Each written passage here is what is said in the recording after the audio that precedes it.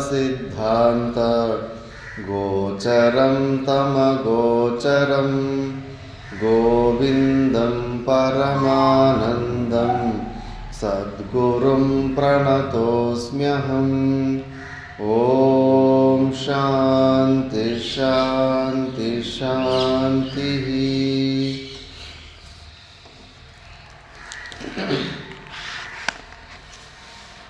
299 ರಿಂದ 309.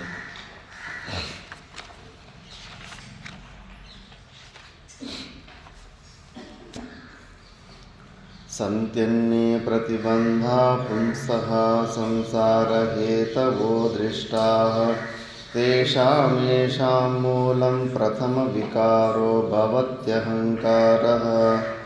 यावत् स्यात् स्वस्य सम्बन्धोऽहङ्कारेण दुरात्मना तावन्न लेशमात्रापि मुक्तिवार्ता विलक्षणा। अहङ्कारग्रहान्मुक्तः स्वरूपमुपपद्यते चन्द्रवद्विमलः पूर्णः सदानन्दस्वयं प्रभः।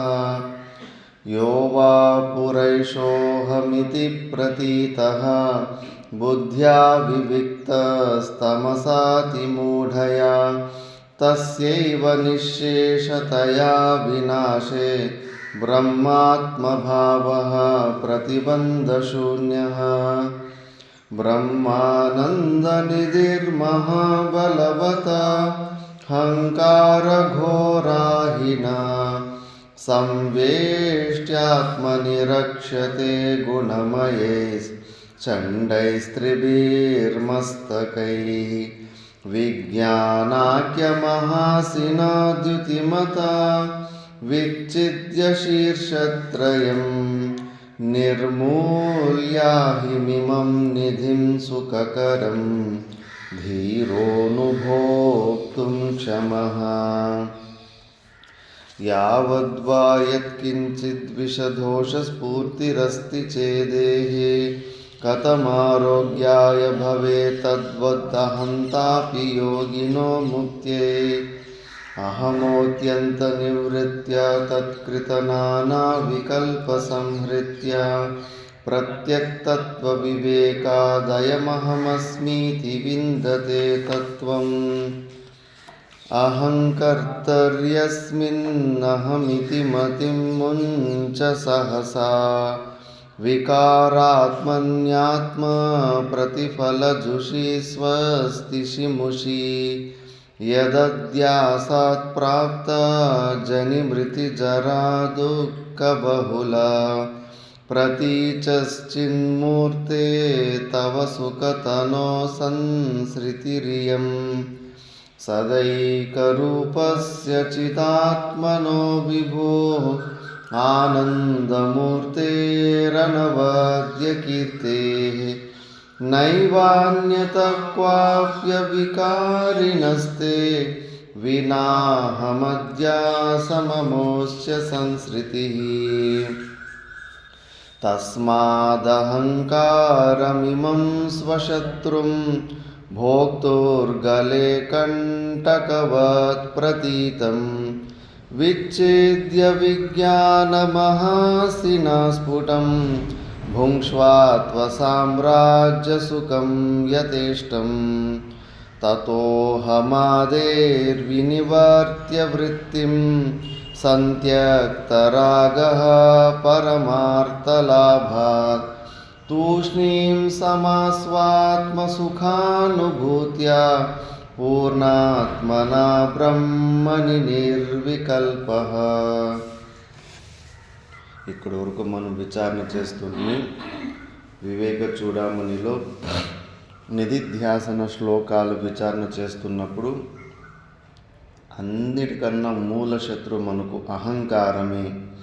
ఈ అహంకారాన్ని చంపుకున్న తర్వాత కూడా మళ్ళీ మనము విషయాల గురించి ఏమన్నా మళ్ళీ ఆలోచన చేసి ప్రారంభం చేస్తే మళ్ళీ అది చిగురుకొచ్చేస్తుంది.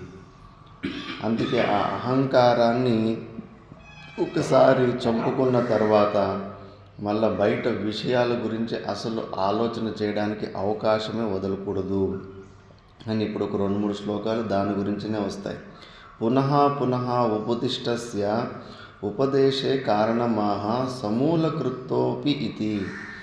పునః పునః అంటే మళ్ళీ మళ్ళీ ఎందుకు అహంకారం గురించి ఇంత ఒత్తి చెప్పడానికి కారణం ఏంటంటే, సమూలకృతోపి అంటే దాని మూల సహితంగా దాన్ని తొలగించుకున్న తర్వాత కూడా మళ్ళా చిగురించుకునే అవకాశం ఉంది కాబట్టి.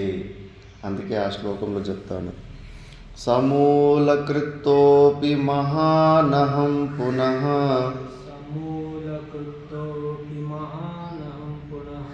వ్యుల్లేఖితస్యాద్యది చేతసాక్షణం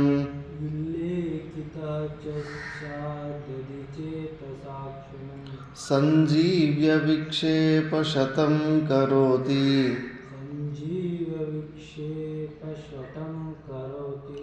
నభస్వతా ప్రావృషివారిదో యథా.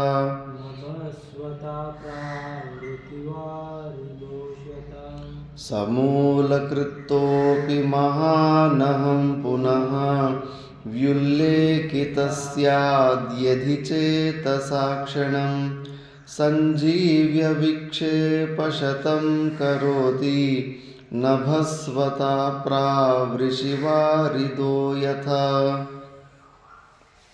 సమూలకృతోపి మహానహం పునః వ్యుల్లేఖితస్యాద్యది సంజీవ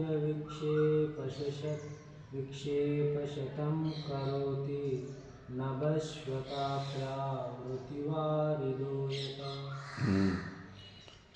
సమూలకృతోపి మూలంతో సహా అహంకారాన్ని చంపుకున్న తర్వాత కూడా పునః యది విల్లేఖితస్య యది చేతసాక్షణం, కొద్దిగా మనం ఏదో మనసు బుద్ధుల ద్వారా కొద్దిగా ప్రపంచం గురించి ఏదైనా కొద్దిగా ఆలోచించామంటే మళ్ళీ సంజీవ్య విక్షేపశతం కరోతి, 100,000 విక్షేపాలని మనసు అహంకారం సృష్టించేస్తుంది.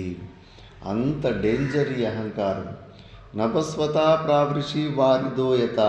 వారిది అంటే ఇప్పుడు ఎండాకాలం చూస్తాం, ఏప్రిల్ జూన్లో బయట పొలాలంతా చూస్తే ఏమి మట్టి తప్పితే ఏమి ఒక్క గడ్డి పోస కూడా కనిపించదు. అబ్బా చాలా మంచి ప్యూర్ మట్టి ఉంది, అసలు గింజలేస్తే కేవలం వేసిన విత్తనాలే వస్తాయి, ఇంకా గడ్డి గిడ్డి ఏమీ మొలవదేమో అన్నట్టు ఉంటుంది, నీట్గా కనిపిస్తూ ఉంటుంది. దాని లోపల కొసు గింజలు అవి ఇవి పనికిరాని గింజలన్నీ పడి ఉంటాయి. ఒక్క వర్షం పడిందంటే కానీ 2 వర్షాలు చాలు, మళ్ళా గ్రీన్ కలర్ పచ్చగా అన్ని 1000 రకాల పనికిరాని చెట్లు మలిచేస్తాయి. మళ్ళీ ఆ కలుపు తీయడానికి కిడ్నీలు అమ్ముకోవాల్సి వస్తుంది కూలి పెట్టి తీపియాలంటే. కానీ అట్లా చూడు నీకేమో అంత అయిపోయింది, ఇంకా గడ్డి గింజలు కూడా చచ్చిపోయింటాయేమో అన్నట్టుగా ఉంటుంది. కొద్దిగా వర్షం వచ్చిందంటే మళ్ళీ మొత్తం అలాగే ఎలా వచ్చేస్తుందో మనలో ఉన్న అహంకారం కూడా అంతే. శాస్త్రం శ్రవణం చేస్తున్నప్పుడు, గురువుల అనుశాసనలో ఉన్నప్పుడు అది కంట్రోల్గా ఉన్నట్టే ఉంటుంది. మళ్ళీ దాని తర్వాత బయటకు వచ్చేస్తే ఒక్కొక్కసారి ఎంత చెత్త పనులు చేపించేస్తుందంటే ఆశ్చర్యం అంటే ఆశ్చర్యం. ఉత్తరకాశీలో 2 సాధువులు, మంచి సాధువులు, బాగా మంచిగా శ్రవణం అన్న నిధిధ్యాసనాలు చేసుకొని ఉత్తరకాశీలో అక్కడ అప్పుడు గవర్నమెంట్ భూములు ఉంటే కన్నా గుడిసెలు వేసుకుంటే ఏమీ అనేవాళ్ళు కాదు. గుడిసెలు వేసుకొని పక్కలోనే రాళ్ళతోటి కాంపౌండ్ లాగా జోడించుకొని పెట్టుకున్నారు. ఆ కాంపౌండ్ వేసుకునే జాగా కొద్దిగా 1 ఫీటు 2 ఫీట్లు వివాదంకి వచ్చింది. ఇది నాది ఇది నాది అని. 2 మంచి సాధువులు మంచిగా సాధన చేసుకొని మంచి జటాదారులు, బాగా వైరాగ్యం ఉన్నోళ్ళు, అంత దూరం ఉత్తరకాశీలో హిమాలయాల్లో పై ఉన్నారంటేనే వైరాగ్యం, ఆ చలికి అవన్నీ తట్టుకొని ఉండమంటేనే. స్టార్టింగ్లో మంచి జ్ఞానులే, బాగా శాస్త్రం తెలిసిన వాళ్ళు 2. ఇంకా స్టార్టింగ్ నుంచి వివాదం కొద్దిగా జరుగుతూ పోతా ఉంది. ఇంకొకసారి గొడవ పడిపోయిన తర్వాత మళ్ళీ అది కుదరదు కదా, గంటు తాడు తెగిపోయిన తర్వాత మళ్ళీ మనం ఒక జాయింట్ వేసినా కూడా గంట అలాగే ఉండిపోతుంది. ఇంకా కాంపౌండ్లు ఏమో వేసేసుకున్నారు, కానీ పక్కలో లేదు ఈ ఒక్క ఫీటు నువ్వు ఇంకా అటు జరుపుకోవాలి, ఒక ఫీట్ ఇటు జరుపుకోవాలి. అది గవర్నమెంట్ జమీను, ఎవరికి పేపర్లు లేవు, కాగితాలు లేవు, ఊరికే వాళ్ళు పుట్టింది ఎక్కడికో వచ్చారు, వాళ్ళు పరదేశులుగా వచ్చారు, వాళ్ళకు ఆ భూమికి ఏ సంబంధము లేదు. ఆ పరమాత్ముడు సృష్టించిన భూమిని కొద్దిగా రాళ్ళతోటి కాంపౌండ్ వేసుకొని నాది అనే భావంతో వాళ్ళు చదివిన వేదాంతాన్నంతా మర్చిపోయారు. అసలు ఈ శరీరమే శాశ్వతం కాదు అన్నప్పుడు ఆ భూములు శాశ్వతమా? ఆ ఒక్క ఫీటు కోసం వాళ్ళిద్దరి మధ్యలో గొడవలు కొద్దిగా పెరుగుతూ మళ్ళీ ఇద్దరు ముసలోళ్ళు, ఇద్దరికి 65 సంవత్సరాల పైన ఇద్దరు ముసలోళ్ళు గొడవలు చేసుకుంటూ పెంచుకుంటూ ఒకసారి త్రిశూలాలు తీసుకొని పుచ్చుకునేశారు. ఒకరు చచ్చిపోయారు, ఒకరు గాయాలతోటి బతికారు. బతికిన వాళ్ళని జైల్లోకి వేశారు. ఎక్కడ పాయ చదివిన వేదాంతము అవన్నీ ఎక్కడ పాయ? ఎంత ఈ అహంకారము కనీసం అన్ని సంవత్సరాలు వాళ్ళు చదివినారు కదా, పోతే పోనీలేరా? అసలు ఈ భూమి నేనేమన్నా కొన్నానా, పోయిందా? వచ్చి గవర్నమెంట్ స్థలంలో వచ్చి ఆక్రమణ చేసుకొని దీని మీద నేను ఈ శరీరంకే గ్యారంటీ లేదు. అది 65 సంవత్సరాలు అంటే అమ్మమ్మ అంటే ఇంకొక 10 సంవత్సరాలు బతుకుతారు. 10 సంవత్సరాలు అట్లా టైం పాస్ చేసుకుంటే అయిపోతుంది. తర్వాత నేనెవరో, ఈ భూమి ఎవరో, ఈ గుడిసేదో దేనికి సంబంధం ఉండదు. కానీ ఆ అహంకారం వానికి ఆ జ్ఞానము ఇచ్చినప్పుడు ఇవ్వలేదు. అందుకే ఒక్కసారి ఎవరితోన్నా మనము గొడవ పడ్డామనుకో, ప్రపంచంలో మిగతా వాళ్ళందరి మీద మనకి స్నేహం వస్తుంది. కానీ మనం ఎవరితో గొడవ పడి ఉంటామో ఆ వ్యక్తి దగ్గర మాత్రం అహంకారం మళ్ళీ నీకు స్నేహబుద్ధి తెప్పిది. అంత మోసం ఇది అహంకారం. అరే, ప్రపంచంలో ఉన్న వాళ్ళ అందరి మీద కూడా నువ్వు మంచి భావనలు తెప్పిస్తున్నావు, నేను గొడవపడ్డ వ్యక్తి మీద మాత్రం ఎందుకు మళ్ళీ ద్వేషాన్ని తెప్పిస్తున్నావు? అక్కడే మాతా మాణికేశ్వరమ్మ చెప్పేది, ఒక వ్యక్తి అక్కడ యానగుందిలో గుల్బర్గాలో ఇంకా సావు దగ్గరికి వచ్చినప్పుడు కొన్ని సంకేతాలు ఉంటాయి. సూర్యుడు చంద్రుడిలాగా ఇప్పుడు మధ్యాహ్నం పూట పగలపూట సూర్యుని మనం కళ్ళు డైరెక్ట్గా చూడలేము. సావు దగ్గరికి వచ్చిందంటే కానీ ఆ సూర్యుని చంద్రుడిలాగా మంచిగా చూడవచ్చు. అట్లా చూడగలుగుతున్నామంటే ఇంకా 6 నెలల లోపల ఎప్పుడైనా మనకి మృత్యు వచ్చేస్తుందని. మళ్ళీ ఇక్కడ 4 హెడ్లో ఏదైనా మనము చందనం ఏదైనా పెట్టుకుంటే కానీ తొందరగా అది ఆరదు, పచ్చిగానే ఉంటుంది. మళ్ళీ 2 చెవులు ఇట్లా మూసుకుంటే కానీ లోపల ఇప్పుడు గుయ్యి అనే సౌండ్ వస్తూ ఉంటుంది. ఆ సౌండ్ కూడా వినిపించదు మృత్యు దగ్గరికి వచ్చినప్పుడు. మళ్ళీ కొన్ని స్వప్నాలు, నల్లటి దున్నపోతు మీద నల్లటి మనిషి దర్శనమిస్తున్నాడు అంటే కన్నా సంకేతం అని. లేదా నువ్వు స్వప్నంలో గాడిద మీద కూర్చొని దక్షిణ దిక్కు వైపుకు పోతున్నావు అంటే కన్నా అది కూడా సంకేతము. ఇలాంటివి ఒక 10-15 సంకేతాలు ఉంటాయి. మృత్యు వస్తుంది అని సంకేతాలు. అలాంటి సంకేతము ఏదో ఒకటి కనిపించేసింది ఒక భక్తునికి. ఇంకా లాస్ట్ మూమెంట్ ఇంకా సావు దగ్గరికి వచ్చింది అన్నప్పుడు ఏం లేదన్నా కొద్దిగా మోహం పోతుంది. అప్పుడు గురుగారి దగ్గరికి మాతా మాణికేశ్వరమ్మ దగ్గరికి పోయి, అమ్మ ఇట్లా సంకేతాలు వస్తాయంటే, అవునమ్మా దగ్గర పడింది, ఆయుష్ క్షీణించిపోతుంది, ఈ శరీర వియోగం కలుగుతుంది, కానీ మనసులో నెక్స్ట్ ఎక్కడ రిజర్వేషన్ అనేది కొన్ని సంకేతాలు వస్తుంటాయి. నరకానికి పోతావా, స్వర్గానికి పోతావా? చూస్తే నరకంలో కూడా ఉన్న పాపకర్మలు చేసినవి ఎక్కడ పోతాయి? దాన్ని అనుకుని నరకానికి పోవాల్సి ఉండాలి. అమ్మ ఇట్లా మరి అట్లంతా కనిపిస్తున్నాయంటే, మరి ఒక పని ఇప్పుడు స్వర్గానికి పోకుండా నరకానికి పోకుండా మోక్షాన్ని పొందాలంటే ఇప్పుడు నేనేం చేయాలంటే కన్నా అందరి మీద సద్భావన పెట్టుకో, ప్రయత్నం చేసి చూడి అంటే కన్నా ప్రయత్నం చేశాడంటే అందరి మీద సద్భావన మంచి వస్తుంది. కానీ ఒక 2-3తోటి ఎవరితోటి బాగా గొడవ పడినో వాళ్ళ మీద సద్భావన వస్తలేదండి. అమ్మ అందరి మీద వస్తుంది కానీ వాళ్ళ 2-3 మీద మాత్రం వస్తలేదు. ఆ 2-3 మీద బాగా ఎక్కువ గొడవ పడి ఉంటారు. ఇప్పుడు అత్త కోడలు కొన్ని ఉంటాయి సంబంధాలు.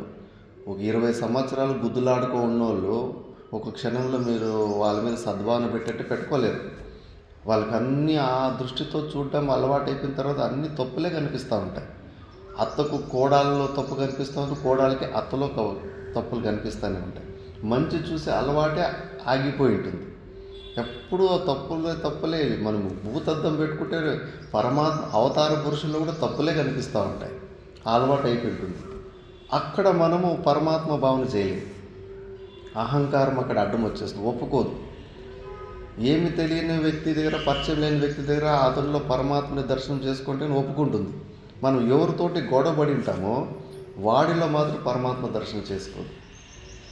అక్కడే ఇరుక్కుపోతామని చెప్పింది మాతా మనకేశ్వరి. నువ్వు చూడు, ఇప్పుడు వాడితో ఎవరి మీద నీకు బాగా లొల్లి చేసుకో, వాళ్ళలో నువ్వు పరమాత్మని భావన చేయలేదంటే కన్నా నెక్స్ట్ జన్మ మీ ఏది పెండింగ్ ఉంటుందో యుద్ధము, మళ్ళీ మీరు ఒక చోట కలిసి మళ్ళీ గుద్దులాడుకుంటారు. వాడితోటి గొడవపడ్డానికన్నా మళ్ళీ ఇంకో జన్మ తీసుకురావాలి. అది తెగదు, తెగని పంచాయితీ అది. అందుకే కష్టమైనా కూడా వాళ్ళు కూడా ఏమి తప్పులు జరిగిన లోపల పశ్చాత్తాపన పట్టి అది ఇక్కడికిక్కడే ముగించుకో. లేదంటే ఆ ఒక్క కారణం వల్ల మళ్ళా నువ్వు అలాంటి జన్మలు తీసుకొని వాళ్ళతోటి గుద్దులాడడానికి రావాల్సి వస్తుంటుంది. చాలా ప్రయత్నం చేసుకొని ఆ భావాన్ని తెచ్చుకున్నాడట పరమాత్మ. పైట్స్ ఎవరి దగ్గర గొడవ చేసినాడు వాళ్ళ దగ్గర పోయి కాళ్ళకు నమస్కారం చేసుకొని, నా వల్ల తప్పు జరిగింది, నా వల్ల నీకు చాలా దుఃఖం కలిగింది, నన్ను క్షమించేసాడని ఒక మాట అడిగేశాడట. అడిగేసిన తర్వాత అతను కూడా పాపం ఇంకా అతనుకు చెప్పేసిండు, ఇంకా నేను కొన్ని రోజుల్లో నేను చచ్చిపోతున్నానంటే కన్నా అతనికి కూడా గొడవ పడిన వ్యక్తికి కూడా దయ వచ్చేసింది. అయ్యో పాపం, ఇంక మనిషే పోతున్నాడు, ఆయన మీద నేను ఎందుకు ద్వేషం పెట్టుకోవాలి అని చెప్పేసి ఆయన మనసులోపు కూడా ఈయన మీద మంచి భావన వచ్చేసింది. అప్పుడు మంచి భావన వచ్చేసరికి ఇంకా ప్రపంచంలో ఎవరి మీద ఆయనకు అలాంటి ద్వేషభావం లేదు కాబట్టి అప్పుడు ఆ జీవన్ముక్తి ఆనందాన్ని పొందాడంట.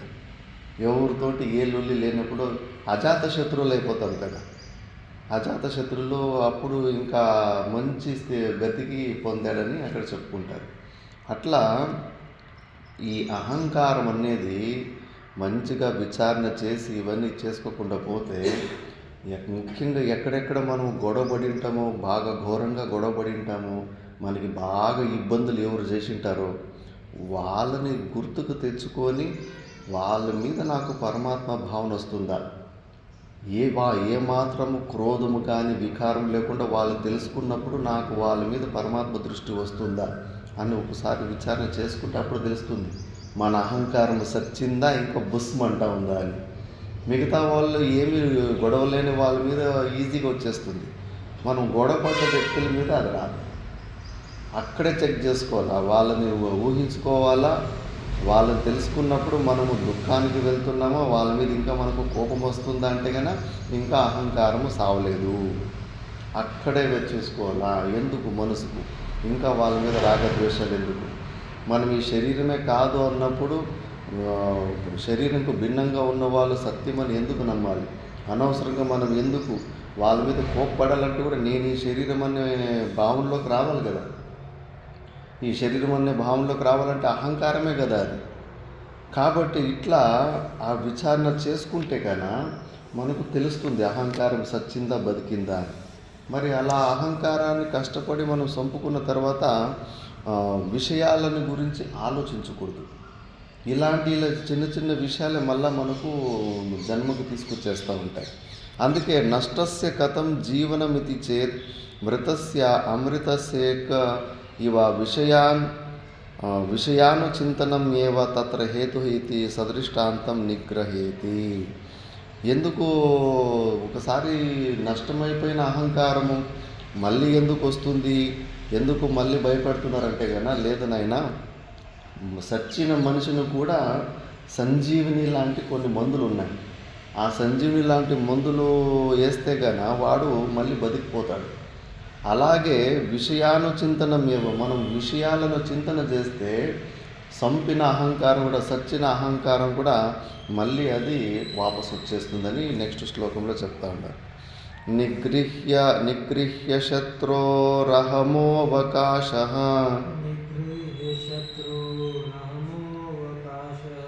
క్వచిన్న దేయో విషయానుచింతయ స ఏవ సంజీవనహేతురస్య स एव सञ्जीवनहेतुरस्य ప్రక్షీణజంబీరతరోరివాంబు प्रक्षीणजम्बीरतयोरिव తరోరివాంబు तरोरिवाम्बु నిగృహ్య శత్రోరహమోవకాశః క్వచిన్న దేయో విషయానుచింతయా స ఏవ సంజీవనహేతురస్య ప్రక్షీణజంబీరతరోరివాంబు निगृह्यशत्रोरहमोऽवकाशः क्वचिन्न देयो विषयानुचिन्तया स एव सञ्जीवनहेतुरस्य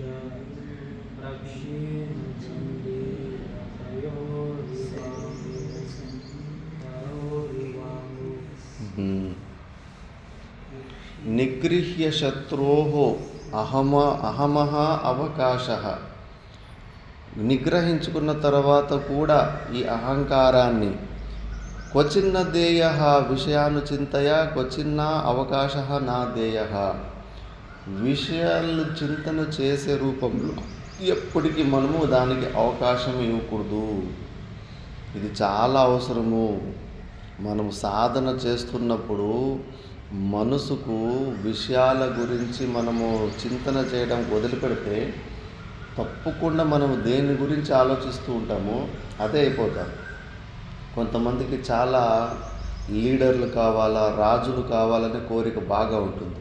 ఎందుకంటే అది పవర్ఫుల్ పోస్ట్ కదా అని ఊరికే ఎప్పుడూ అలాంటి పదవుల గురించి ఆలోచిస్తూ ఉంటారు. కానీ దానికి తగిన పుణ్యకర్మలు చేసుకోకుండా పోతే దోమలకు రాజు, పందులకు రాజు, కుక్కలకు రాజు అయిపోతారు.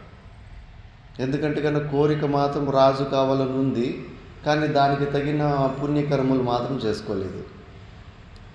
ఆ ప్రబలమైన ఎందుకంటే వాళ్ళు అలా ఊహించుకుంటూ ఉన్నందుకు యద్భావం తద్భవతి. దేని మీద మనకు ఆసక్తి ఉంటుందో అలాంటి జన్మలే మనకు వచ్చేస్తుంటాయి. చాలా సూక్ష్మంగా విచారణ చేయాలి. మనం ఏం చేస్తామంటే మనసుతోటి ఏది పడితే అది ఊహించుకుంటూ చింతన చేస్తూ ఉంటాం.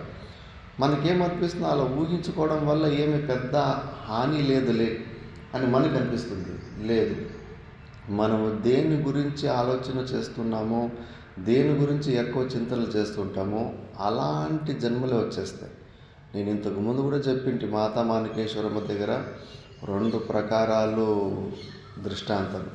ఒకడు సోమేష్ అని ఒక బ్రహ్మచారి ఉంటాడు. అనాథ పిల్లల్ని ఆశ్రమానికి దత్తు తీసుకొని అక్కడ వాళ్ళు పౌరోహితంలాగా తయారు చేస్తూ ఉంటారు. ఆ పిల్లగాడికి 14 సంవత్సరాలు వచ్చేసరికి ఇంకా యవ్వన గర్వం ఒకటి వస్తుంది కదా, గొడవ చేయడం, పెద్దల మాటలు వినకుండా ఎదురు జవాబు చెప్పడం, నువ్వెంత అంటే నువ్వెంత అనడము.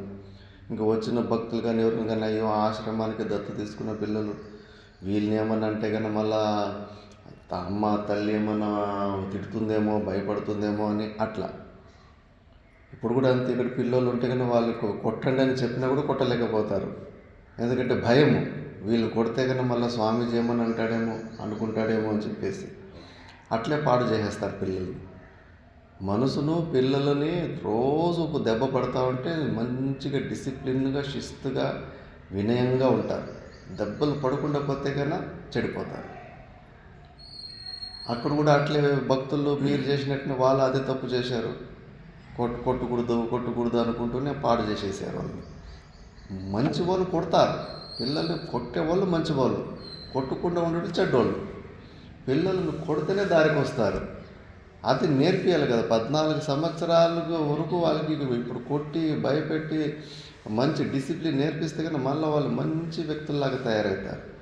ఇప్పుడే ఎద్దుల్లాగా తయారైపోతే ఇప్పుడే పెద్దోళ్ళకి మర్యాద ఇవ్వకుండా, చెప్పిన మాట వినకుండా అటు ఇటు పోతుంటే కానీ మళ్ళీ పెద్దగా అయిన తర్వాత వంచనీకి అవుతుందా?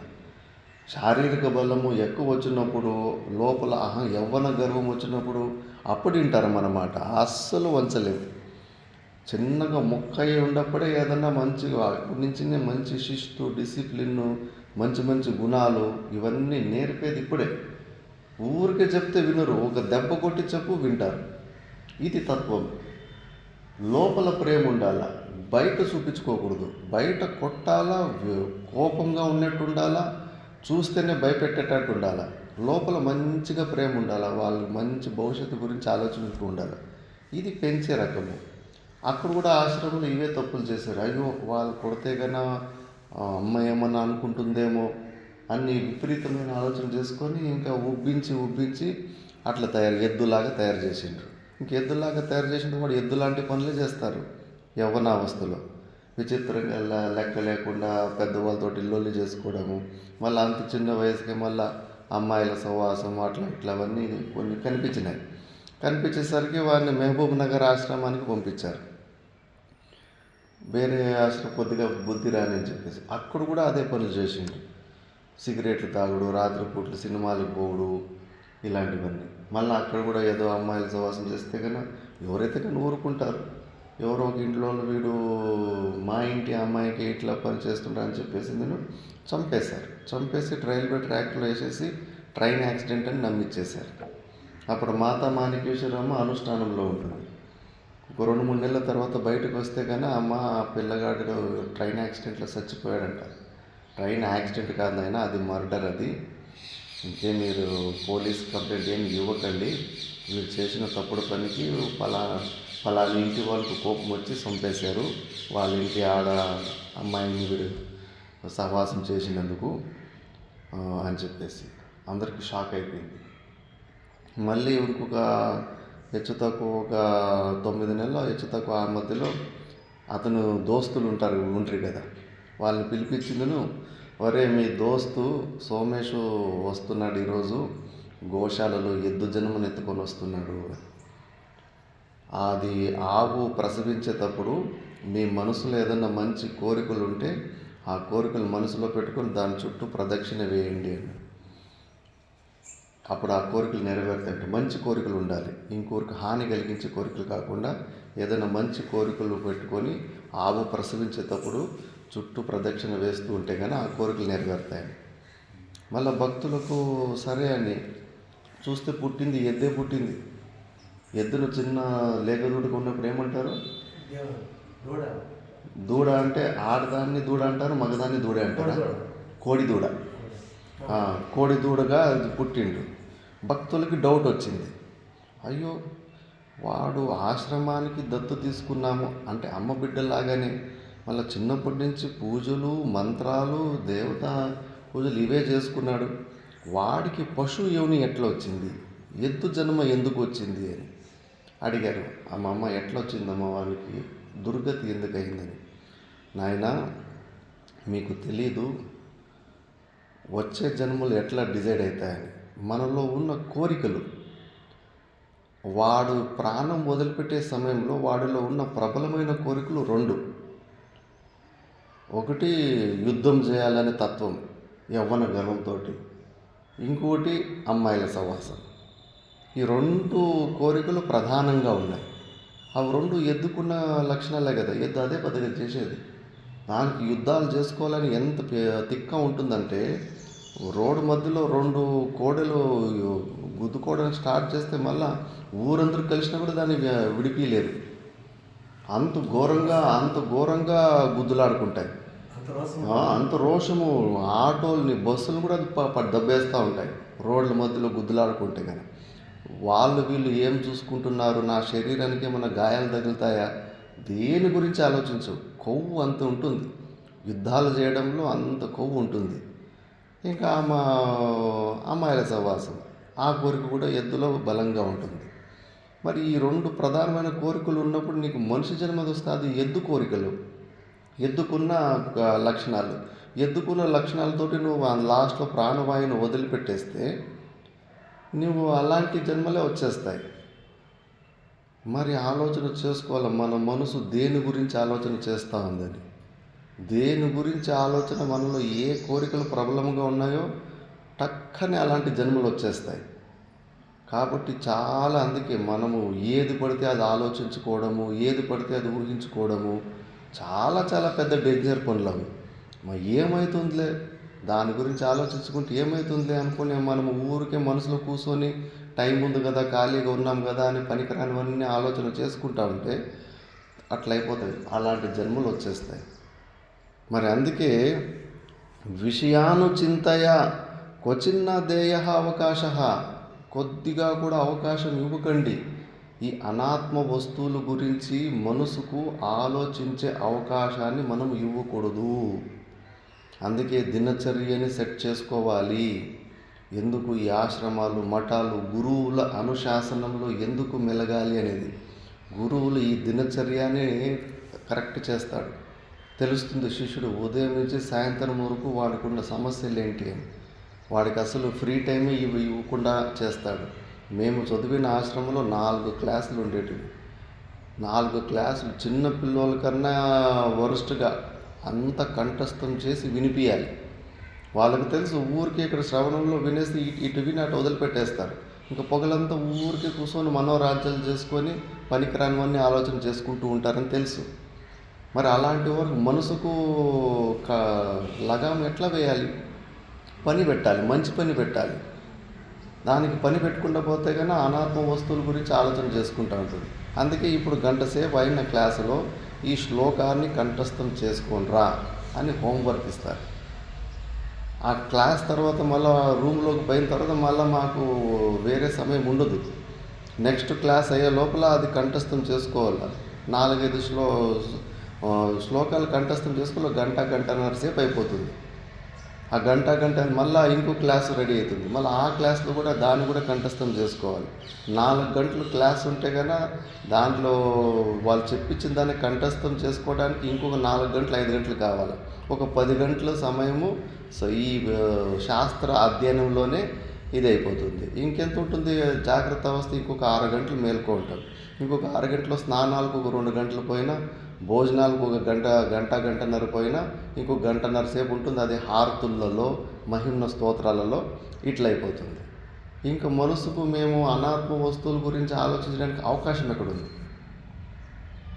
టైమే ఉండదు. మనసుకు పనికిరాని విషయాలను ఆలోచించుకోవడానికి సమయమే ఉండదు. దినచర్య అట్లే. ఇప్పుడు ఎవరికైనా విద్యార్థులు కొద్దిగా కంఠస్థం చేసుకురాలంటే కానీ ఆ ప్రెషర్కి పారిపోతారు. వాళ్ళకి తెలియదు, వాళ్ళకేమో ఇబ్బంది పెట్టినట్లు అది టార్చర్ లాగా అనిపిస్తుంది. టార్చర్ కాదు. ఇక్కడ ఈ పాయింట్లో మనకు అహంకారానికి, మనసుకు పనికిరాని విషయాల్లో ఆలోచించకుండా సంరక్షణ చేసుకోవాలనుకుంటే కానీ ఇదే ఆలంబన. దీనికన్నా బెస్ట్ ఆలంబన ఇంకోటి లేదు. ఒకసారి దేవి నవరాత్రులు వచ్చాయి.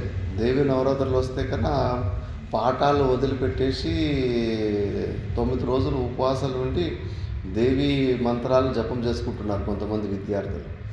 అక్కడ కైలాసేశ్వరం గురుగారు ఏంటి సంఖ్య తగ్గింది, మిగతా వాళ్ళు ఎక్కడ అని అడిగారు. ఇప్పుడు దేవి నవరాత్రులు కదా గురుగారు, అందరూ ఉపవాసం ఉక్కుపూట తినుకుంటూ జపాలు చేసుకుంటున్నారు. అప్పుడు ఆయన పిలిపించి చెప్పాడు, మూర్ఖుల్లారా, ఇక్కడ ఊరుకు రావడానికి మీరు ముందు జపాలు పుణ్యకర్మలు చేసుకుని వచ్చినారు సరే, పాఠం కన్నా జపం గొప్పదని మీరు ఏ వివేకంతో ఒప్పుకున్నారు? మీరు జపం చేసుకుంటూ కూడా మనసు ప్రపంచమంతా చుట్టేసుకొని వచ్చేస్తుంది. జపం చేసుకుంటుంటూ కూడా ఆ మనసుకు మళ్ళీ ఏమి ప్రయోజనం ఉండదు. పాఠంలో కూర్చోండి, గురుగారు చూస్తూ ఉంటారు, మీరు నిద్రపోయినా అలర్ట్ చేస్తారు. అయ్యో గురుగారు చూస్తున్నారు, భయంతో గంట సేపు ఏమి ఆలోచించడానికి వీలు కాదు. స్వాధ్యాయంలో మధ్య ఎవరైనా నిద్రపోతున్నాడు, అసలు పాఠం వింటాడంటే వాన్నే ప్రశ్న అడుగుతారు. చెప్పపా ఏంది ఈ ప్రశ్నకు ఉత్తరం చెప్పు అని చెప్పేసి అలర్ట్గా ఉంటుంది. ఆ గంట సేపు మనసులో నువ్వు ఏమి ప్రపంచం గురించి ఆలోచించి నీకు అవకాశం ఉండదు. మళ్ళీ హోంవర్క్ ఇస్తాడు, ఈరోజు చెప్పిన ఈ శ్లోకాలు నెక్స్ట్ క్లాస్కి కంఠస్థం చేసి నాకు వినిపించాలని. మనసుకు సంపూర్ణంగా అనాత్మ విషయాలని పోకుండా కాపాడేదే నేను ఈ స్వాధ్యాయం. ఇలాంటి ఉత్తమమైన స్వాధ్యాయాన్ని వదిలిపెట్టేసి తమో గుణం లాంటి ఊరికి చేతిలో జపం చేసుకుంటూ ఉంటారు. మనసంతా ప్రపంచం, అమెరికా అన్నీ చుట్టేసుకొని పనికిరానివన్నీ ఆలోచన చేసుకుంటూ అన్నీ చెత్త పనులు చేస్తూ ఉంటుంది. అవన్నీ అలాంటి వ్యర్థమైన జపాలు ఎన్ని చేసినా కూడా ఏమీ ప్రయోజనం ఉండదు. మనసును ఇంకా నీ ఇష్టమైన దేవత స్వరూపంలో నిలబెట్టి జపం చేసుకుంటే ఏదైనా ప్రయోజనం ఉంటుంది. స్వాధ్యాయానికి సత్సంగానికి కనుక మా శ్రీమద్ భాగవతంలో కృష్ణ పరమాత్ముడు అన్నిటికీ ఈ స్వాధ్యాయానికి ప్రవచనానికి కొద్దిగా తేడా ఉంది. ప్రవచనంలో చాలా డీటెయిల్గా అందరికీ అర్థమయ్యేలాగా ప్రవచనం జరుగుతుంది. స్వాధ్యాయం కొద్దిగా విద్యార్థులకి రోజు ఇట్లా కొద్దిగా చదువుతున్న వాళ్ళకి గ్రిప్ దొరుకుతుంది. ఇప్పుడు బయట నుంచి సడన్గా ఎవరైనా వచ్చేసారనుకో, మనం స్టార్టింగ్ నుంచి స్టెప్ బై స్టెప్ చెప్పుకొని వచ్చిన వాళ్ళకి అర్థం కావు. ఇది ఇప్పుడు ఫైనల్లో ఉన్నాం మనం. ప్రవచనంలో అందరికీ సర్వసామాన్యులకి అర్థమయ్యేలాగా కొద్దిగా బాగా డీటెయిల్స్గా చెప్తారు.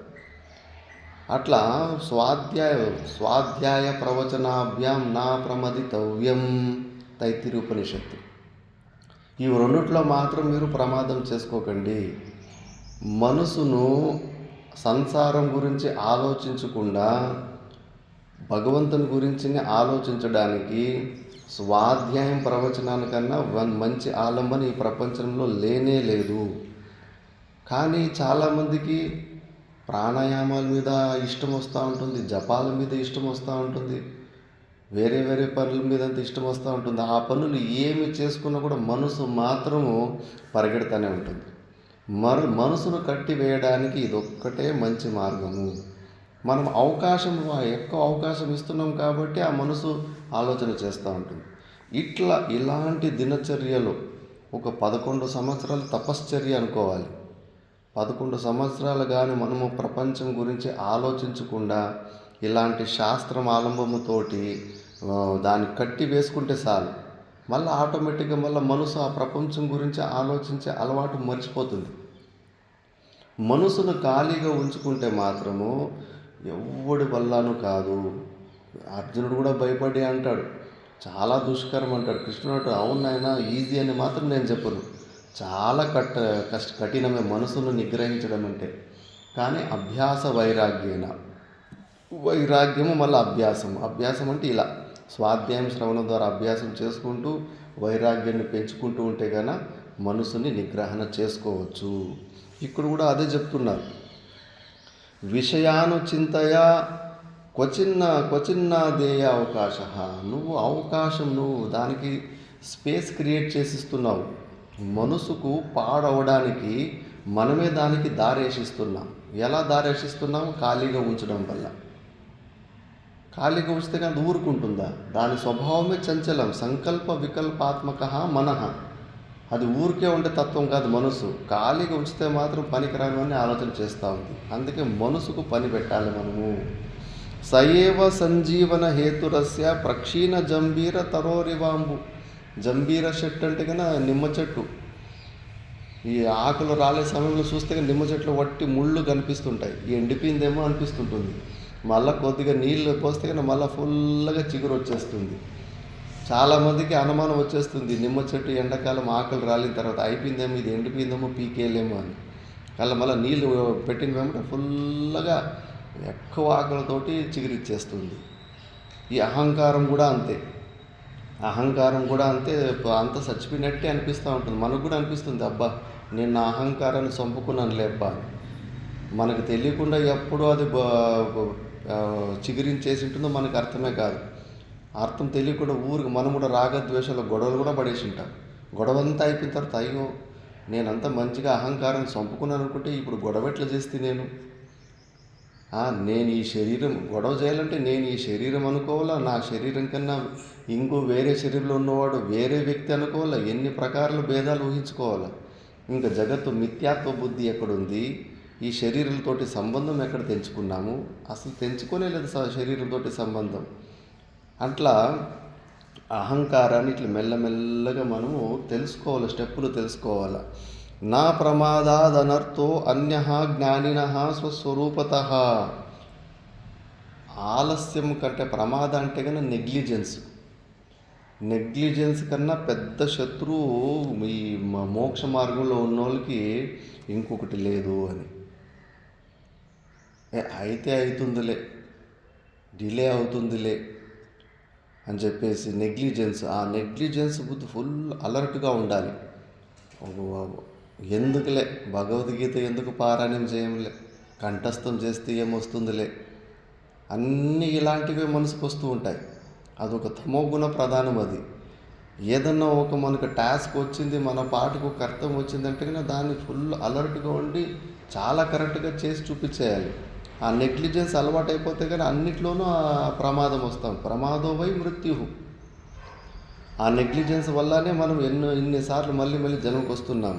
తతో మోహ, ఎప్పుడు మనము అలర్ట్ మిస్ అయిపోతామో, నెగ్లిజెన్స్ ఎక్కువైతుందో తతో మోహం వచ్చేస్తుంది. తతో అహం దీహి, అప్పుడు ఇమీడియట్గా మనకి ఈ అహంభావం వచ్చేసి శరీరంలో. తతో బంధ, ఒకసారి అహం వచ్చేసిందంటే కానీ బంధం అయిపోయి శరీరంతో. తతో వ్యథ, దానివల్ల తప్పకుండా మనకు దుఃఖం వస్తూ ఉంటుంది. మళ్ళీ విషయేష్వావేశ్చేత సంకల్పయతి తద్గుణాన్, విషయాన్ని తెలుసుకుంటే కన్నా నిజంగానే అంత డేంజర్ అంటే కన్నా స్టెప్పులు ఇస్తున్నారు. అవును, మరి విషయేషు ఆవేశచిత్త సంకల్పయతి తద్గుణాన్, విషయాల గురించి మనం ఆలోచన చేస్తే కన్నా దాన్ని ఆ విషయాన్ని పొందాలని సంకల్పాలు వచ్చేస్తాయి. టీవీలో చూపించే అడ్వర్టైజ్మెంట్లు చూపించిన సోపుని మళ్ళీ మళ్ళీ చూపిస్తూ ఉంటే ఎక్కువ దాన్ని ఆ సోపునే కొంటారు. ఫస్ట్ ఎక్కువ ఫేమస్ అయిన సోపు భారతదేశంలో లైఫ్ బాయ్, పాతకాలంలో ఎర్రటి బిల్ల. ఆ లైఫ్ బాయ్లో ఎంత చెత్త ఫార్ములా ఉండేటువంటి అప్పుడు విదేశాల్లో దాన్ని బాత్రూమ్ కడగడానికి వాడేవాళ్ళంట. అలాంటి ఫార్ములాని ఇక్కడ సోప్గా చేసి ప్రతిరోజు టీవీలో చూపించడం వల్ల అందరికీ ఆ సోపు కంటపాఠం అయిపోయి అంగడికి పోతే కానీ ప్రతి ఒక్కరు లైఫ్ బాయ్ సోప్ ఉందా అని అడిగేవాళ్ళు. ప్రతి ఇంట్లోనూ లైఫ్ బాయ్ సోపే కొనాలంట. ఎందుకు దాన్నే కొన్నామంటే కానీ ఎక్కువసార్లు దాని గురించి అడ్వర్టైజ్మెంట్ చూసి అడ్వర్టైజ్మెంట్లకి కొన్ని వేల కోట్లు ఖర్చు పెడతారు అడ్వర్టైజ్మెంట్కి. ఎందుకంటే వ్యాపారులకు తెలుసు మన వీక్నెస్లంతా. ఏదన్నా ఒక వస్తువుని, ఒక విషయాన్ని మళ్ళీ మళ్ళీ మళ్ళీ మళ్ళీ చూపించేస్తే కానీ ఆ విషయాన్ని కొనాలనే కోరిక తప్పకుండా పుడుతుందని వాళ్ళకి తెలుసు. మనం అర్థం చేసుకోలేకపోతున్నాం. విషయాలని మనం ఏదైనా ఎక్కువ ఆలోచన చేస్తే కన్నా సంకల్పయతి తద్గుణాన్, సమ్యక్ సంకల్పనాత్ కామః, కోరిక పుట్టేస్తుంది. దాని గురించి ఎక్కువ ఆలోచిస్తే దాన్ని కొనాలి, పొందాలి అని. కామాత్ పుంసః ప్రవర్తనం, మళ్ళీ తప్పకుండా దాన్ని కొనాలని ప్రయత్నం చేస్తాం. తతః స్వరూప విభ్రంశః, స్వరూపాన్ని మర్చిపోతాం మనం. విభ్రష్టస్తు పతత్యదః, ఒకసారి నేను కూడా ఒక్కొక్కసారి కొన్ని పదార్థాలు ఒక మొబైల్లో ఒక అడ్వర్టైజ్మెంట్ చూపించారు. చెవుల్లోనూ గూలు తీసుకోవడానికి ఇట్లా మొత్తం ఇట్లా తిప్పితే కానీ మొత్తం లోపల ఉన్న గలీజ్ అంతా బయటకు వచ్చేస్తుందని. వాళ్ళు ఎంత బాగా ఎక్స్ప్లెయిన్ చేసి మళ్ళీ మొబైల్ ఓపెన్ చేస్తే అదే యాడ్ వస్తూ ఉంది. అయ్యో ఇదేంటి కొత్తది ఏదో కనిపెట్టేట్టున్నారు అని. ఇప్పుడు పత్తిది కడ్డీ ఉంటుంది, పత్తి ద్వారా లోపల ఉన్న గలీజ్ తీసుకుంటే కొద్దిగా పూర్తిగా రాదు, లోపలే కొద్దిగా ఉండిపోతుందని. కానీ వాళ్ళ మిషన్లు ఇట్లా తిప్పి తిప్పి బయట తీస్తే కానీ మంచిగా వచ్చేస్తుందని అడ్వర్టైజ్మెంట్ చూపించారు. ఒక 10-15 సార్లు చూసిన తర్వాత చూద్దాం ఇది ఏదో ప్రోడక్ట్ అని చెప్పేసి ఆన్లైన్ బుక్ చేశాను. బుక్ చేసి వచ్చింది, ఇక్కడికి పోస్ట్లో వచ్చింది. ఆ చెవులో పెట్టుకుంటే కానీ చాలా వరస్ట్గా ఉంది. అసలు ఏమి సగం కూడా సరిగ్గా వస్తలేదు. నేనే అసలు నన్నే నా చెవులోనే పువ్వు పెట్టేసి ఇంకా సామాన్య వ్యక్తుల గతి ఏమీ అనిపించింది. లాస్ట్లో చూస్తే కానీ ఏది అట్లుంటాయి ప్రోడక్ట్. కానీ వాళ్ళ అడ్వర్టైజ్మెంట్ మళ్ళీ మళ్ళీ మళ్ళీ మళ్ళీ చూపించడం వల్ల అంత ప్రభావం, దాన్ని చూసి ఇదేదో పనికి వచ్చేదని చెప్పి కొనాలని అనిపించేస్తుంది మనకు. మళ్ళీ లాస్ట్కి ఫైనల్గా వచ్చే దుఃఖమే, అయ్యో అనవసరంగా ఒక 300 రూపాయలు వేస్ట్ అయినాయి చెవుల్లో. అది వస్తా సరిగ్గా రాదు. ఊరికే వాళ్ళు టీవీలో చూస్తే మొత్తం చెవులు మొత్తంగా నీట్గా తీసి బయటికి తీసేస్తున్నట్టుగా చూపిస్తారు. అక్కడే మోసపోతాం మనం. అలా మళ్ళీ విభ్రష్టస్తు పతత్యదః, ఒకసారి మన స్వరూపం గురించి మర్చిపోయి విషయాల వైపు పోయినామంటే ఫస్ట్ అహంకారం, ఈ శరీరం నేనన్నా వచ్చేస్తుంది. ఏ కోరికనన్నా పొందాలనుకుంటే కానీ అంత ఈజీగా రాదు. దానికి డబ్బులు, ఏదైనా ఒక విషయాన్ని తీసుకోవాలన్నా కొనుక్కోవాలన్నా దానికి డబ్బులు కావాలి. డబ్బులు మన దగ్గర లేకపోతే ఎవరిని అడుగుతాము? భార్య భర్తను అడుగుతుంది, భర్త తీసికుండా పోతే చీర తీసేయమని అడుగుతుంది. చీరని చూసి అడ్వర్టైజ్మెంట్లో కొనాలని కోరిక పుట్టింది. భర్త దగ్గర డబ్బులు లేకపోతే కానీ ఇంకా అయిపో గొడవ. నువ్వు నాకు ఏమి తీసి అట్లా ఇట్లా అని చెప్పేసి లొల్లి, ఇంకా గొడవ. మళ్ళీ విభ్రష్టస్తు పతత్యదః, ఒకసారి గొడవలు చాలా ఎక్కువ పెద్దదైపోతే కానీ ఇంకా తిట్టుకోవడము, కొట్టుకోవడము, ఒకసారి చిన్న చిన్న విషయాలకి ప్రాణాలు కూడా వదిలేసుకుంటారు. ఇట్లా భార్య భర్తలు ఇప్పుడే రీసెంట్గా ఒక సంఘటన జరిగింది. భార్య భర్తట్లే బాగా గొడవ పట్టుకుంటూ ఉన్నారు. 1.5 లక్ష సంబళం వచ్చినా కూడా సరిపోతారు భార్యకి, ఇంకా ఎక్కువ సంబళం కావాలని కోరిక. అసలు నా మాట వింటలేడు అని చెప్పేసి భర్తను ఊరికే బెదిరించాలా అని చెప్పేసింది. హార్పిక్ తాగేసింది. అనుకుంది ఏదో వాంతులు కావచ్చు, కొద్దిగా హాస్పిటల్ అడ్మిట్ కావచ్చు, మళ్ళీ నేను బతికిపోతానని అనుకుంది. కానీ హార్పిక్ ఎంత డేంజర్ అంటే కన్నా మిగతా ఫినాయిల్ గిన్నెలు తాగినా కూడా బయటికి తీసేచ్చు, కానీ హార్పిక్ మాత్రం లోపల ఉన్న పొట్టనంతా ఏగలనంతా కట్ చేసేసి ఖాళీ చేసేస్తుంది. ప్రాణం కోల్పోయింది. 2 నెలలు 3 నెలలు 10 లక్షల డబ్బులు పోయినాయి, ప్రాణం కూడా పోయింది. అంత చిన్న చిన్న పొరపాట్ల వల్లనే. కోరికలకి ఏమైనా లిమిట్ ఉంటుందా? 1.5 లక్ష సంబళం కూడా సరిపోతలేదని గొడవపడింది. ఇంకెంత కావాలా? 5,000 10,000 సంబళంతోనే ప్రశాంతంగా జీవించేటట్టు ఉన్నారు. కోరికలకి ఏమైనా అంత ఉంటుందా? వాళ్ళని వీళ్ళని చూసి పులిని చూసి నక్కవాత పెట్టుకునేట్టు వాడెవడో ఇల్లు కొన్నాడని మనము దుఃఖి అయిపోతే ఎట్లా? వాడి పూర్వజులు చేసుకున్న వాడికి ఎట్లా డబ్బులు ఏమో వచ్చింటే వాడు కొన్నాడు, వాడు కారు కట్టుకున్నాడని వాడు ఇల్లు కట్టుకుంటున్నాడు, వాడు పెద్ద కారు కొంటున్నాడు, నేను ఇల్లు కొట్టాలి నేను చెప్పేసి శక్తి కన్నా మించి కోరికలు పెట్టుకుంటే కన్నా మనమే దుఃఖి ఏడు సస్తామంతే. ప్రాణమే పోయింది. ఎవరికి అంత అటువైపు ఇంటి వాళ్ళ డిస్టర్బెన్స్, ఇటువైపు ఇంటి వాళ్ళ డిస్టర్బెన్స్, ఒకటికి 4-5 పుట్టించుకుంటారు. ఏం గొడవ జరిగిందో ఏమో, ఎట్లో ఏమో అని చెప్పేసి ఎంత నష్టం జరిగింది. ఎందుకు? ఇలాగనే బుద్ధి విభ్రష్టస్తు పతత్యత. బుద్ధి భ్రష్టించిన తర్వాత ఎమోషనల్లో ఇరుక్కుపోతే గన ఆ విషయం చిన్నదనే విషయం కాదు. లేదు, నా మొగుడు నా మాట వింటలేడు, కోపం రాగం ఫైట్ గొడవలు చేసుకొని పిచ్చోళ్ళు అయిపోతారు. పెద్ద పెద్ద కేకలు పెట్టుకుంటూ ఉంటారు. అయ్యో 10 మంది ఏమనుకుంటారు, అవమానం అవుతుంది, నవ్వుకుంటారు 10 మంది, అవన్నీ మర్చిపోతారు. స్మృతి విభ్రమ, బుద్ధి నశించిపోతుంది. మేము ఇట్లా లోపల గొడవ పెట్టుకుంటే కన్నా చుట్టూ ఉన్న వాళ్ళు చూసి నవ్వుకుంటారు, తూచి అని అనుకుంటారు అన్న జ్ఞానం కూడా మర్చిపోతారు. ఎందుకు అలా అయిపోతుందంటే కన్నా ఆ తత్వం అలా ఉంటుంది. మళ్ళీ పతత్యద పతితస్య వినానాశం. ఒకసారి కింద పడిపోతే కన్నా తప్పకుండా నాశనం అయిపోతుంది. పునర్నారోహో ఇష్యతి. మళ్ళీ ఇంకొకసారి అవకాశం కూడా దొరకదు. భగవంతుడు కూడా ఎన్ని ఇస్తాడు. మీకు ఎన్నిసార్లు మనిషి జన్మ ఇచ్చినా మోక్షాన్ని పొంది పునర్జన్మ లేకుండా చేసుకోండి అంటే మళ్ళీ పశువుల్లాగానే బతికి పశువుల్లాగానే చచ్చిపోతున్నారు మీరు. మీకు వేస్ట్ అని చెప్పేసి మళ్ళీ పశువులుగా పక్షులకు పుట్టించేస్తాడు. మీకు మనిషి జన్మ ఇచ్చి కూడా మీరు జీవనాన్ని పశువుల్లాగానే జీవిస్తున్నారు కాబట్టి మీకు వేస్ట్ అని చెప్పేసి మళ్ళీ మనిషి జన్మ కూడా అవకాశం ఇప్పుడు. అందుకే ఇంతకు ముందు కూడా ఒక శ్లోకంలో వచ్చిండే, జ్ఞాతే వస్తుని అపి బలవతి వాసనానాదిరేష కర్త భోక్త అపి అహమితి దృఢ యాస్య సంసార హేతు ప్రత్యక్ దృష్ట్యాత్మని నివసత సాపనేయ ప్రయత్నాత్ ముక్తిం ప్రాహు తదిహ మునయో వాసనాతానవం యత్తని. వాసనాక్షయం గురించి ముందు శ్లోకాలు వచ్చినాయి. జ్ఞాతే వస్తునపి, మనము సచ్చిదానంద స్వరూపుడి పరమాత్మని తెలుసుకున్నప్పటికీ మనిషి జన్మ మోక్షాన్ని పొందడానికి వచ్చిందని విషయం కూడా తెలుసుకొని మనకు నమ్మకం కూడా వస్తుంది. ఈ 3 శరీరాలకి అతీతంగా సాక్షి రూపంలో మన స్వరూపం ఉందని విన్ని దాని మీద శ్రద్ధ వచ్చినప్పటికీ కూడా పూర్వజన్మలో ఉన్న వాసనాలు ఉంటాయి కదా, అలవాట్లు. ఆ అలవాట్ల వల్ల ఆ విషయాల గురించి మనకు ఏదన్నా ఈ జన్మలో దేని గురించైనా ఎక్కువ ఆలోచన చేస్తున్నామంటే కనుక పూర్వజన్మలో ఆ ఒక విషయాన్ని బాగా అనుభవించినందువల్ల ఆ కోరికలో వాసనలు అలాగే ఉంటాయి. ఇప్పుడు ఉల్లిపాయ తోటి ఏదైనా వంట చేస్తే కన్నా నువ్వు పాత్రని మంచిగా కడిగినా కూడా ఆ పాత్రలో ఆ స్మెల్ ఉంటుంది, అట్లే ఆ వాసన. అలాగే మనం పూర్వజన్మలో బాగా అలవాటు ఏదో ఒక విషయాన్ని బాగా అనుభవించుంటాం. ఆ వాసనలు ఈ జన్మలో కూడా మనకు అలాగే ఆ వాసనలు కోరికలు అలాగే పుడుతూ ఉంటాయి.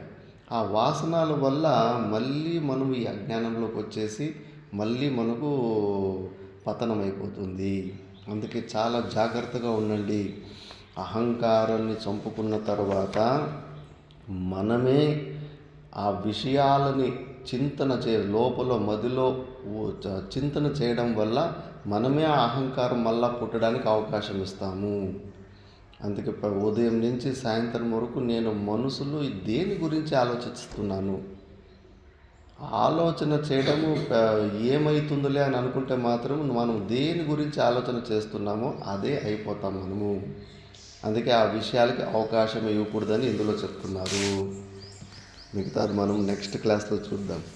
ఓం పూర్ణమద పూర్ణమిదం పూర్ణాత్ పూర్ణముదచ్యతే పూర్ణస్య పూర్ణమాదాయ పూర్ణమేవావశిష్యతే. ఓం శాంతి శాంతి శాంతి.